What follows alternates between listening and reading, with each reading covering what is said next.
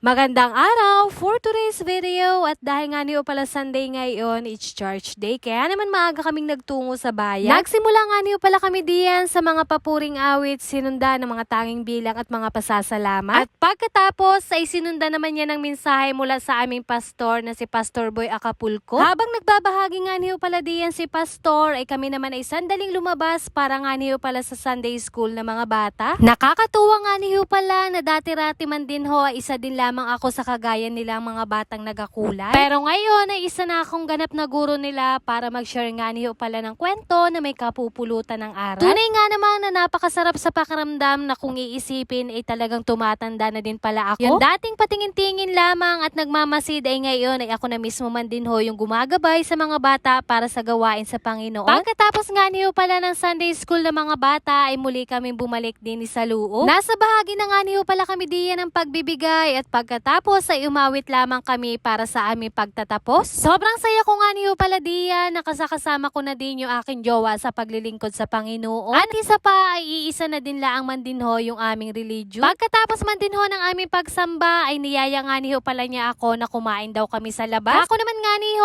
kaysa kami kumain sa labas ay bumili na nga lamang ho ng alutuing ulam at marami pa man din ho ang makakakain. Dini na nga niyo pala kami nagdiretso sa palengke sa Pinamalayan at mabili lang man din ho kami ng 1 kiluhing karning baka. Saktong nagaulan-ulan nga niyo pala dini at medyo malamig ang panahon kaya naman kakoy magaluto na lang tayo na may sabaw at na makahigop man laang. Bumili na din nga niyo pala kami diyan ng mga panlahok at alagain laang naman ho namin ari. Pagkatapos nga niyo pala namin makapamili ay di arit kami umuwi na din kaagad. Nagdupong na nga rin ho pala siya diyan at medyo matagal-tagal din nga ni daw ho palang palambutin aring karne ng baka. Isinalang na nga niyo pala namin yan kaagad-agad at tinubigan para nga niyo pala mapalambot na. Habang naghihintay nga niyo pala kami diyan ay ari namang mais ang aming inisikaso. Bumili nga lamang ho pala kami diyan ng 3 piraso at sobrang sarap man din hong higupin ng sabaw pag may lahok na garni. Kahit sabaw na lang man din ho ang ulamin sa kanin ay talaga namang mabubusog ka. Pinagagayat ko nga lamang ho pala yan sa tamang nipis para kako nga niyo mabilis din yung kanyang paglambot. At nung nakita ko nga niyo palang bulakan na ay sandali ko nga niyo palang binuksan yung taklo. Pinag-alis ko nga niyo pala diyan yung mga nakalutang-lutang na bula. At pagkatapos ay pinaglalagay ko na nga niyo pala diyan yung mga pansamyang sibuyas at bawang. Isinunod ko na din nga niyo palang ipaglalagay yung mga ginayat kong mais. Halos aabutin pa man din ho ng ilang orasin bago mapalambot aring karne ng baka. Kako naman nga ni hoy magtiis kami maghintay at dahil nga niyo pala ginusto namin aring ulam na ari. Habang naghihintay nga niyo pala kami diyan ay inisikaso nga niyo pala namin yung iba pang mga panlahok at pinagagayat na namin. Medyo madami-dami nga niyo pala yung binili namin diyang pang panlahok na gulay at medyo may kamurahan din naman. Pero wari ko nga niyo mamahal na arit, malapit naman din hong magpasko. Dahil nainip na nga niyo pala ring nagaluto, ay sandali nga niyo palang binuksan at tinikman kung malambot na nga ni. Kaso naman ay hindi man lang nga niyo pala mga ta, ay di ari nga nit nilagyan na nga niyo pala na ring tinidor. Sabi man din ho din sa amin ng mga matatanda na alagyan daw ng tinidor pag nagaluto ng baka at mabilis daw man din ho yung lumambot. At isa pa ay wag daw muna man din hong alagyan ng mga pampalasa. Fast forward at nang medyo malambot na nga niyo pala at kaya na din kagatin ay di arit pinaglalagay na namin yung mga gulay. Mas marami man din hong lahok na gulay ay mas masarap. Minsanan din nga lamang ho pala kami makatikim niri at medyo may kamahalan din nga niyo pala yung presyo ng karning baka. At sa ilang minuto nga niyo palang paghihintay sa pagkakalagay ng mga gulay ay luto na ring aking nilagang baka. Dahil magutom na rin naman kaya naman arit dinali-dali ko na rin nga niyo pala maghayin para kami ay makakain na. Kaya naman thank you Lord sa blessing. Kain na po tayo. Fast forward kinabukasan ay maaga nga niyo palang dumating yung in-order ko sa TikTok na pang-aginaldo sa mga bata. Kaya naman kesa magahol nga niyo pala ako sa oras ay ipinagbabalot ko na yaan kasama yung iba ko pang binili sa bayan. Umorder nga niyo pala ako yan sa TikTok shop at bali 3